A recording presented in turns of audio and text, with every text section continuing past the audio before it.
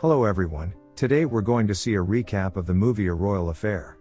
The movie opens with a young and gorgeous girl named Caroline, who is married to Christian VII, a mentally ill Danish king.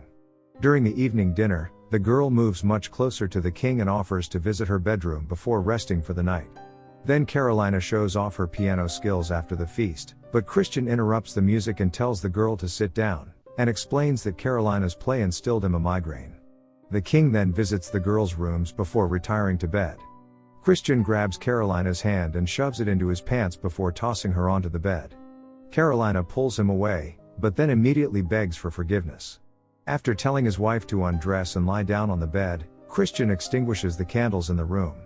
Later, the girl fails to attract the king's interest, therefore Christian decides to vanish in brothels or drive prostitutes to the kingdom, rather spending time together with his young bride.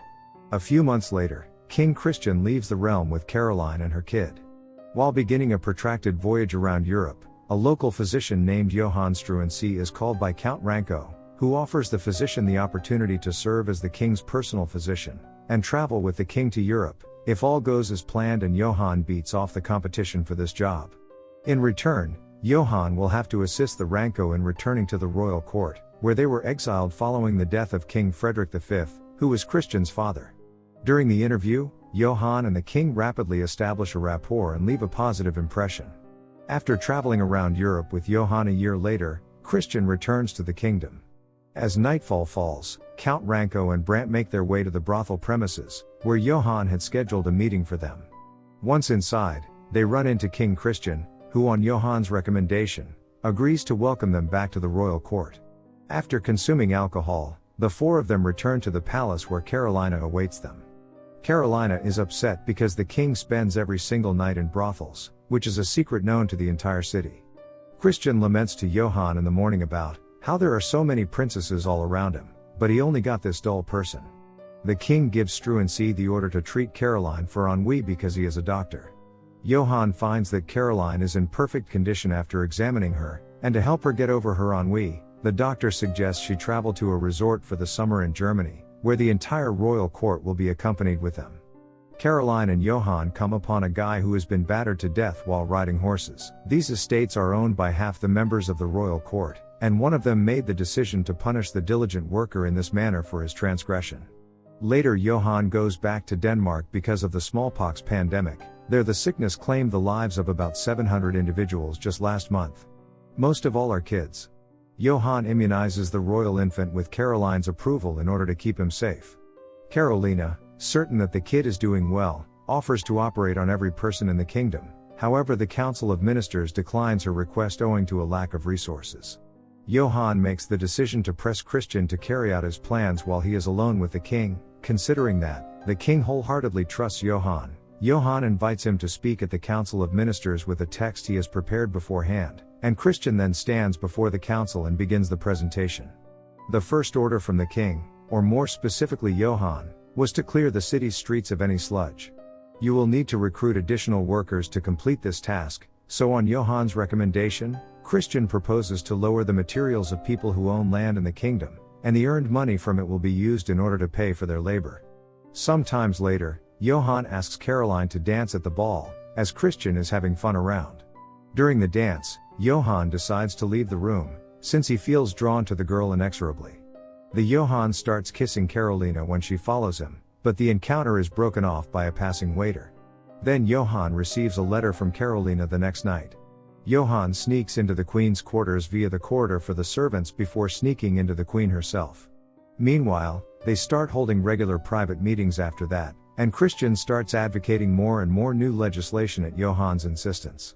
Due to a shortage of funding, the Council of Ministers once again rejects several of them, including the immunization against smallpox.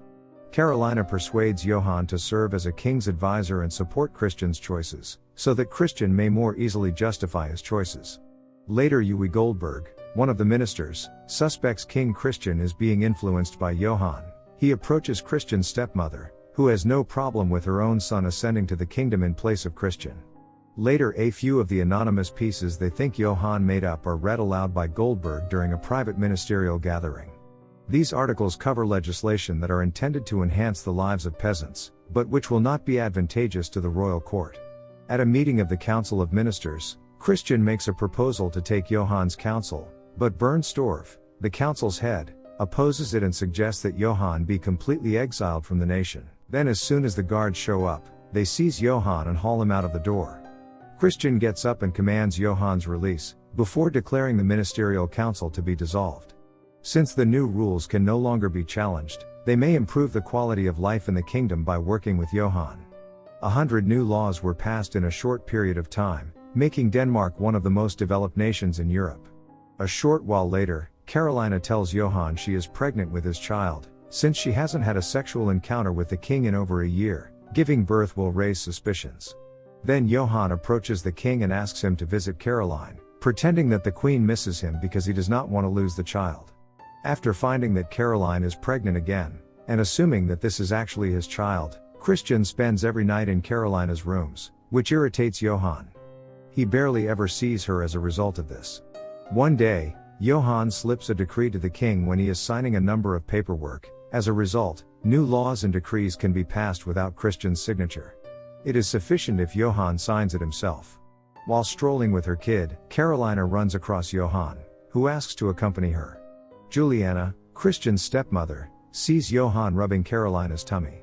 Juliana gathers all the maids and inquires with them, to see if they have any knowledge about the relationship between Johann and Carolina. Carolina's bed was being cleaned in the morning, when one of the maids noticed Johann's odor on the bedsheet, which she mentions to Juliana. With the help of her former ministers, Juliana circulates pamphlets among the kingdom's citizens accusing the king of being deceived by Caroline and Johann, which is making Christian angry. Johann tells Christian upon reaching the king that the girl born to Carolina is the king's daughter, not Johann, and makes this declaration under oath. Knowing that these pamphlets were created by Uwe Goldberg, Johann approaches him and relieves him of his responsibilities. Johann sees the entire royal nobility enjoying supper when he arrives at the castle. Christian screams that the child Carolina delivered is Johann's child. Then he exits the space quickly. Johann, who has tracked him, issues a warning that Christian will be left abandoned if he keeps acting in this manner. Then Christian's stepmother Juliane is planning a coup against the king at the same time, urging the upper echelons to rebel against the king. Since the army's financing was lowered as a result of his new legislation, the royal guard would soon stop receiving wages as well. Count Ranko is visited by Uwe Goldberg after his belongings were all removed by bailiffs due to indebtedness. As a result, Ranko appealed to Johann for assistance, but he declined. Goldberg convinces Ranko to testify falsely against Johann, by offering to restore all confiscated property and reassign him to the Council of Ministers. Goldberg also assures the Ranko that nothing would be done to Johann, he will merely be exiled. Then the commotion breaks out as darkness falls.